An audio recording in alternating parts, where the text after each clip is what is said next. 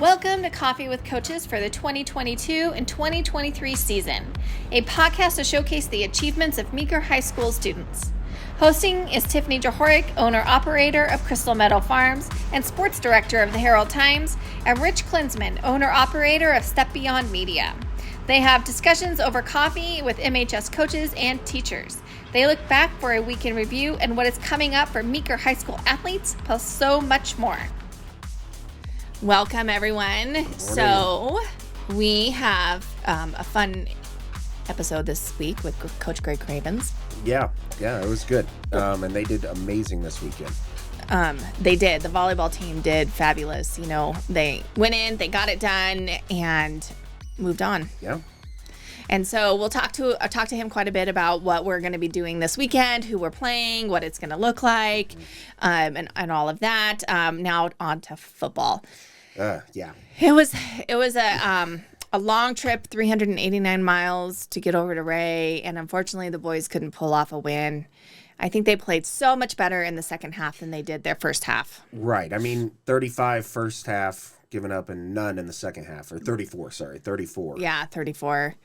Yes, and those Ray kids were really trying to get to that mercy rule, so it wasn't like they let up at all. Mm-hmm. And unfortunately, the kids, just had a hard time. You know, Ray has a couple of big kids. Our kids had to travel really far to even get there to play, and that's tough, riding that bus for so long. Well, and Ray has that one D1 recruit that's going to Wyoming. And again, they held Lyman, the highest scoring team, I think, this year into 13 points. Yep, to 13 points. Yeah. I mean, that's a tough team.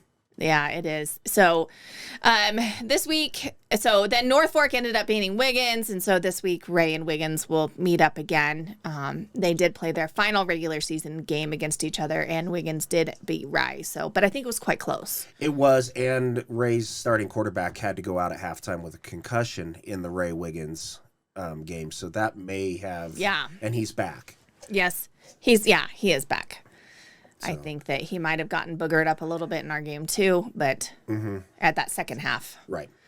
Yes. So, and then also this weekend, actually, there was an all-state softball game, and Bree Garcia and Reagan Hafey played in this game, and Coach Kendall was actually the one who coached the team, and she didn't know who won because she thinks that they ended in a tie. And so, but I guess Bree Garcia did fabulous again. She struck out a bunch of kids. She was on the mound for quite a bit of the game, and then Reagan played both second base and shortstop and did fabulous as well. So. It's great to have a couple of kids be able to go to the All-State game. Yes. And it's All-State. I mean, it can end in a tie. Yeah, she just thinks it was 6-6. So she didn't really remember. Yeah, so, and she said there were quite a few girls, of course, from all over the state on her team. And she said it was just a great group of girls, and they had a ton of fun.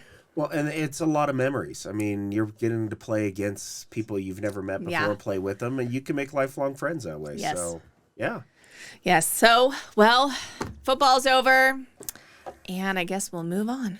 Yep, move on. We still have volleyball. Volleyball, yes, we do. So we'll get to Coach Craven. Crystal Meadow Farms is family-owned and operated, offering a wide range of CBD products. Coming from 5 generations of farming, Crystal Meadow Farms offers farm-to-table products. In-house CBD extraction using beverage-grade CO2 since 2019. They create a CBD oil without the use of harmful chemicals. Their retail products are handcrafted using organic and natural ingredients and are some of the strongest on the market. They offer a range of CBD tinctures, spa products, a pet line, gummies for day and night, and a large line of topicals.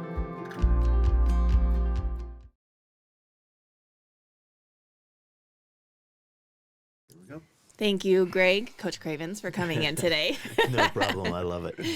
So last weekend was a good tournament for you guys. You got in, you got out, no injuries, and you got done what you needed to get done. It was a really good tournament. The girls played awesome and just took care of business. I was talking to Coach Kindler yesterday. It was funny. With both matches, both teams would kind of stay with us up until points 10, 11. And then the girls would have a run of 4 or 5, and just kind of take care of business after that. So it's good to know that those girls know they have another gear and that they just pick it up a little bit. So those teams played hard, and I love the girls from Heritage Christian. They stayed and watched us against Mancos, and then afterwards they were with all the girls and parents. There was a group of them in the middle of that cheering the girls on, and they were great kids. They actually wrote little notes to all the girls and all the players before they'd come and gave it to us. And they were just sweet girls. They were just incredible girls. So they'll probably be at the tournament, I would imagine, because they're in Denver, right? They're actually out of Fort Collins. Oh, Fort Collins. Yeah. Not too far away. Yeah. But great kids. So yeah. So this weekend, it's going to be, the first game is going to be interesting. You guys are going to get a league opponent. It's either going to be Vale Christian or North Fork. And do you know who beat who for the league this year? I believe Vale Christian won in 5 is how it worked. So they're pretty well matched. Yeah. And North Fork is way different than what we played them in the beginning of the year, because their setter was gone because she was at the state fair. Libero moved in right at the beginning of the year and then decided to go out for volleyball and then won the libero position. So they have been building throughout the season. And they played great. I got to watch the match. They played great against Rye. And it was just a good match. So they're playing very well. Vale Christian has been on a roll and took care of business in their regional. So that should be a good match. We plan on going over Thursday morning and watching that match. So it'll be exciting to see which one comes out of there, because that's going to be a very good match. Yes, and then you guys, so we start our turn, the Cowboys start at 5 o'clock on Thursday evening. Yes. And then with a win, we go to Friday morning, right? Friday afternoon also. Yeah. If we win, it's Thursday afternoon, Friday afternoon, and then Saturday. Oh, Saturday. 2 days on Saturday if you keep winning. So, yeah, and I told the girls last night that that was the schedule if we keep winning, and then if we lose at any time, then we're playing almost every other match and going after it. So I like the new format as a kind of a double elimination tournament. But it's a lot of volleyball if you get in that loser's bracket. It's a double elimination after the first round, right? It's double elimination through up to semifinals. So even if whichever Vale Christian or North Fork lose on Thursday, they go over to the other side of the bracket and start playing Friday morning. They'll start playing again and then go after it. So I like it a lot. Clark and I were talking about it, and the reason it's not a full double elimination, because once you get to the semifinals, it's just one match. So there's no there's no 5-6 place. You're not playing for 5-6 or 3-4. And you don't if somebody loses at the beginning of the tournament but then beats you in the semifinals, you don't get a play back in after that, right? So if you lose in the semifinals, you're done, or in the finals, Okay. So, but it's a double elimination for everybody up until that point. And I guess I didn't realize that North Fork beat Rye to get in. I kind of like that. Yeah, they played well, and Rye Rye was making some errors at the end. They got a little nervous, and North Fork just took advantage of it, so it was good. That's good. Yeah. And the girls are healthy, like we were saying. I think they're ready, probably really ready to get on that bus and get to Denver. Yeah, they really are. They are. That's all. Yeah, we had about an hour meeting yesterday just because and then what are we going to do? And then what are we going to do? And by the way, you're playing volleyball. Yeah, exactly. It's every year. Every year I tell them, I understand this is a great experience and you guys go great memories, because most of the schools in the state don't get to experience this. Like kids at Custer County, when I was down there, dreamed of the moment, and we never was able to get there. So I tell the kids, you got to cherish this. But I tell them, for me, it's a business trip. This is still a volleyball tournament. We're still trying to do the best we can against the best. So that's what I'm going down there for. But you guys make sure you make some memories and all that kind of stuff. But when you look at me, I'm going to be... Yeah. Well, I know that I'm going to be there Thursday. Well, I'll be there the whole tournament.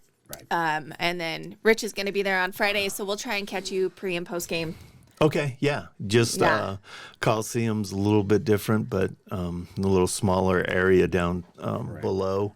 But it's a great time. So, just come or just text me and I'll meet you somewhere. Yeah, that sounds great. Well, thank you so much for coming in. And the girls leave tomorrow at 11:45. We actually leave at 1. Yeah, so what's going to happen is... Well, Emma Luce got her signing at 11:15. Yeah, Emma's going to sign at 11:15, and we're going to make a big deal about that because...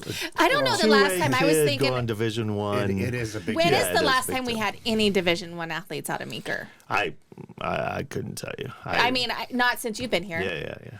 Right. I mean, we have D2 and we have D3. So the difference with D1 schools is everybody signs the exact same day. Yep. Right. Yep. And so that's way fun. So all of these kids nationwide are signing. And so Emma is signing at 11:15. Yep. And then the pep rally's at 11:45.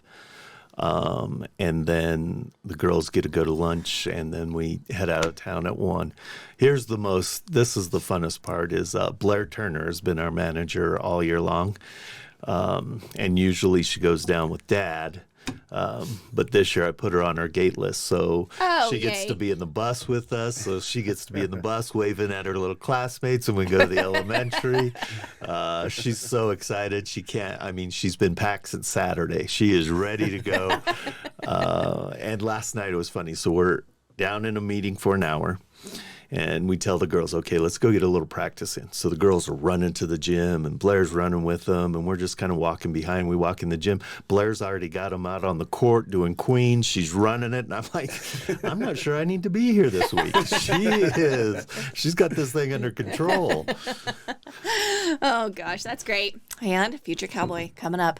Absolutely. She is always playing with those kids. Every time she gets a chance, she grabs Sam Hightower, and they just go after it. So, I keep going, I don't know if I can stay that long. That's a while. And she's going to expect you to be here. And I'm like, I don't know. Well, thank you so much for coming in, and we're really looking forward to this weekend. Yeah, it's going to be a great time. Hopefully some people can come down and support us. I think there's actually quite a few people coming. Is there? Yeah. That'll be so great. I mean, we always split with the football team, so I feel terrible. I feel terrible that they're not playing this weekend. But I mean, it's on NFHS all weekend also. So if you're not going to be able to go, please get out and watch them on TV. And hopefully NFHS will work. Yeah, down at state tournament, it usually works. We said that, but in last year at the state wrestling tournament, 2A did not have a mat on NFHS because they couldn't get it to work because the computers didn't come in and they didn't bother finding other computers. Oh. Yeah. I remember watching some matches, though. But not on day one. Oh, on day one. Right. Yeah. Yeah. Yeah, but that's okay. It's going to be a great time. At the volleyball tournament, they've always been on and been really good about it. So it's good. Yeah. Well, thank you again, and we will see you in a couple days. All right, and thank you for all the support. Thank you for everyone that watches this and goes and watches the kids play. You make it a great experience. Friday night was great. I mean, that place was rocking. Even without the football boys there, that place was rocking. I was amazed at how many people really came. do have the best fans. I agree. I mean, and they keep coming and they cheer. And they're knowledgeable about volleyball. They know what's going on out there and stuff like that. It's it's a good place to be, and I enjoy it very much. Good. Well, hopefully some of those boys will come since they're not playing football. Yeah. Hopefully.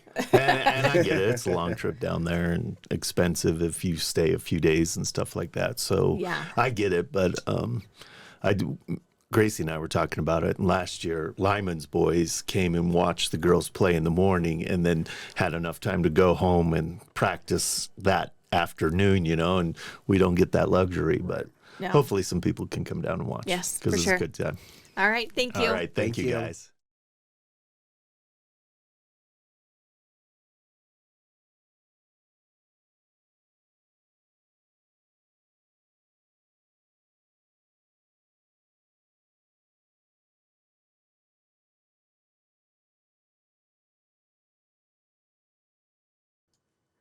So it is always so much fun to talk to Coach Cravens. I really enjoy it. So, this week, like we said, when we were talking to Coach Cravens, at 11:15, Emma has her signing. Right. Again, everybody in D1 has this signing. And then at 11:45 is the pep rally. And then they'll get in the bus and they'll drive all over town and say goodbye on Wednesday as they head to state. Their first game is Thursday at 5. So be looking for our interview with Coach Cravens before that. And then again, after the game. No matter win or lose, he's really fabulous to talk to, so we'll get to do that. And then boys are done for this year. Softball is done. I believe that cheerleading is also done. Right. And so right now the kids have a bit of a break. So parents, just so you know, official winter season starts Monday. Right. Yeah. And they will have practice. Volleyball or girls basketball will still have practice with the girls that aren't going to state. Right. And then they have that week, right? The girls who are volleyball. Don't they have? No, they can start right away. Right. But it depends on what Coach Rogers gives them. Right. So then the boys, though, Coach Kindler for basketball and Coach Watt for wrestling, they're ready for the season to start. So they will start practice on the 14th straight away. And so I think that that's all I have in terms of the schedule. I think that the Barone Middle School basketballers are here this weekend while everybody is away. And then I just wanted to make sure that, coming up, so they start practice on the 14th, and the very first weekend in December is the Cowboy Shootout for the boys and the first wrestling matches. So the CMU duels for the varsity, and then the JV goes to Olathe, and then that next day, I think they're all in Delta, but I can't quite remember that. Okay. Exactly. We'll have to look at the schedule on that one. And then that following weekend, girls basketball will start. So also, we need to talk about our athlete of the week. Mm-hmm. We were talking about this with Coach Cravens. I'm not sure the last time Meeker had a D1 player come out. Going from 1A in some of our sports or 2A up to D1 is just huge. A phenomenal feat. Yeah. Right? And she's so dedicated to her sport, and she hits the weight room, which is huge, especially for girls. I mean, for everybody, but especially she just hits the weight room so hard. Emma Luce is so much fun to watch. So the games will be televised on NFHS this weekend, so you'll get another shot to, watch her in her high school career as a Cowboy. But congratulations, Emma Luce, on Athlete of the Week. Congratulations, Emma. So I think that's it. Go All right, Cowboys. Go Cowboys.